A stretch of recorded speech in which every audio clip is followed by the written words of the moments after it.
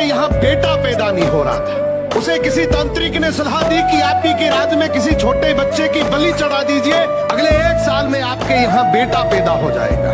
राजा ने ऐसा ही किया। अगले ही दिन ऐलान करवा दिया कि जिस घर से बच्चा दिया जाएगा उस घर को ढेर सारा धन दिया जाएगा।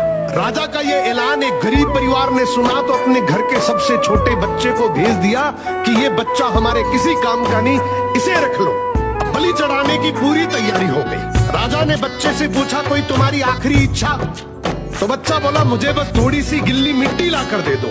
मिट्टी लाई गई तो उस बच्चे ने उस मिट्टी से छोटे छोटे 4 मकान बनाए और उसके बाद एक एक करके 3 मकानों को लात मारकर गिरा दिया, एक को रहने दिया और उसके सामने हाथ जोड़कर दुआ की और राजा को बोला, अब मेरी बलि चढ़ा दो। ये देखकर राजा को बड़ा अजीब लगा। वो डर सा गया कि शायद बच्चे ने कोई तंत्र विद्या की हो। उसने बच्चे से पूछा, तूने ये क्या किया था?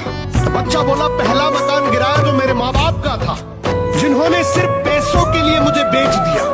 दूसरा मकान रिश्तेदारों का था, उन्होंने भी मेरे माँ बाप को ऐसा करने से रोका नहीं, तो उनका भी मकान गिरा दिया।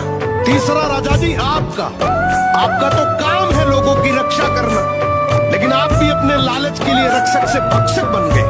आपने तो अपने लालच के लिए मेरी जिंदगी खत्म करने की सोच ली, तो मैंने आपका भी महल गिरा दिया। और ये चौथा मेरे भगवान का घर है, उसके सामने मैंने हाथ जोड़कर कह दिया कि अब सब तू संभाल लेना। राजा ने बच्चे की बात सुनी तो आंखों में आंसू आ गए और गहराई से सोचा कि किसी हंसती खेलती जिंदगी को खत्म करके मुझे बेटा मिल भी गया तो मेरे किस काम का, क्योंकि मेरे राज में न्याय की भूल हो सकती है लेकिन उस ऊपर वाले की डायरी में गलती की कोई गुंजाइश नहीं। राजा ने रोते हुए बच्चे को गले लगा लिया और बोला, आज से तू ही मेरा बेटा है। इस कहानी का मतलब है कि दुनिया के सामने झुकने से कुछ नहीं होगा, क्योंकि दुनिया अपने मतलब के लिए कुछ भी कर सकती है। झुकना है तो उस भगवान के सामने, जिसके सामने झुकने से तुम्हारा कोई कुछ नहीं बिगाड़ सकता। समर्पण करना है तो उस परमपिता परमेश्वर को करो।